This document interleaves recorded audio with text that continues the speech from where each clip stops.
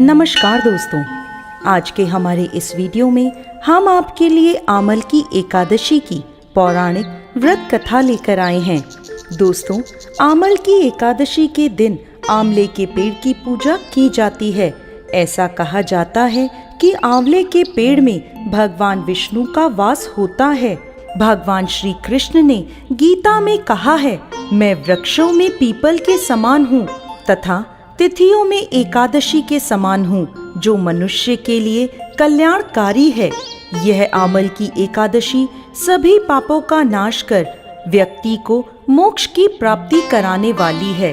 इस एकादशी की महिमा को जानते हुए धर्मराज युधिष्ठिर बोले, हे जनार्दन, आपने फागुन के कृष्ण पक्ष की विजया एकादशी का सुंदर वर्णन करते हुए सुनाया।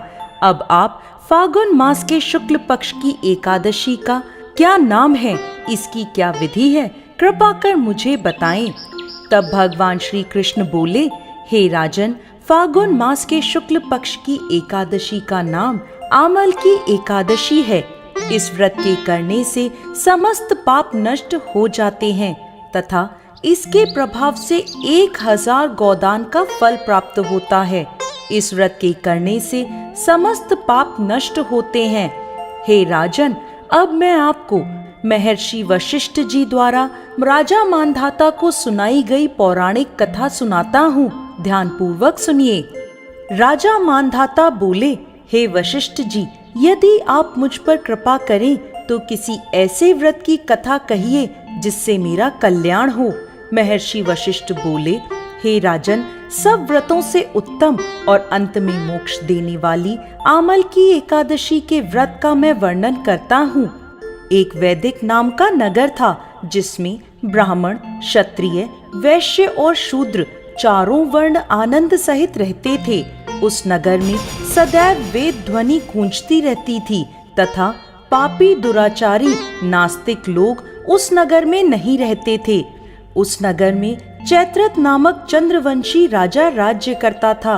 वह अत्यंत विद्वान तथा धर्मी था। उस नगर में कोई भी व्यक्ति दरिद्र व कंजूस नहीं था। सभी नगरवासी विष्णु भक्त थे तथा एकादशी का व्रत किया करते थे। एक समय फागुन मास के शुक्ल पक्ष की आमल की एकादशी आई। उस दिन उस नगर के राजा ने, प्रजा ने तथा बालक और वृद्धों ने सब ने मिलकर हर्षपूर्वक व्रत किया। राजा अपनी प्रजा के साथ मंदिर में जाकर कुंभ स्थापित करके धूप, दीप, नैवेद्य, पंचरत्न आदि से आंवले का पूजन करते हुए कहने लगा, हे धात्री, तुम ब्रह्म स्वरूप हो, तुम ब्रह्मा जी द्वारा उत्पन्न हुए हो और समस्त पापों का नाश करने वाले हो। तुम्हें नमस्कार है। अब तुम मेरा अर्घ स्वीकार करो। तुम श्री रामचंद्र जी द्वारा सम्मानित हो। मैं अपनी प्रार्थना करता हूँ, अतः आप मेरे समस्त पापों का नाश करो।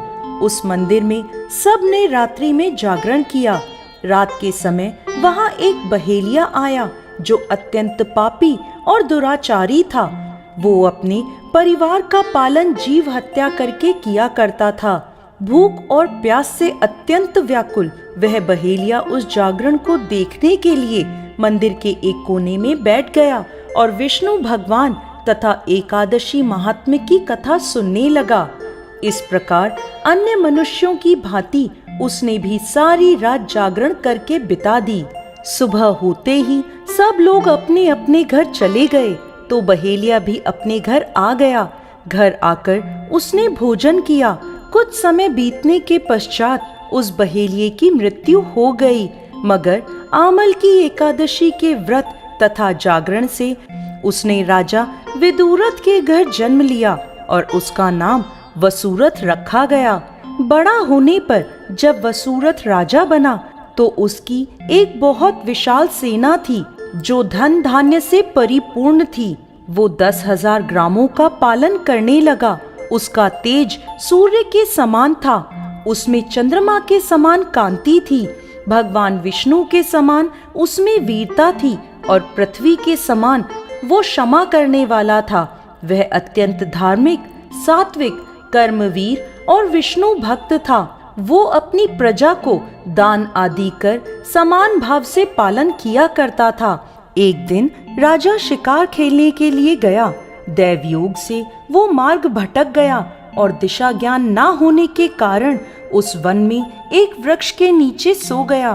थोड़ी देर बाद पहाड़ी से वहां कुछ डाकू आए और राजा को अकेला देखकर मारो मारो कहते हुए उसकी ओर दौड़ पड़े।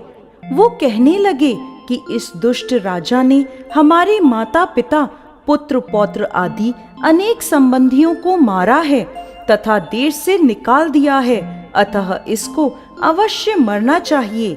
ऐसा कहकर वो डाकू राजा को मारने दौड़े। अनेक प्रकार के अस्त्र शस्त्र उसके ऊपर फेंके।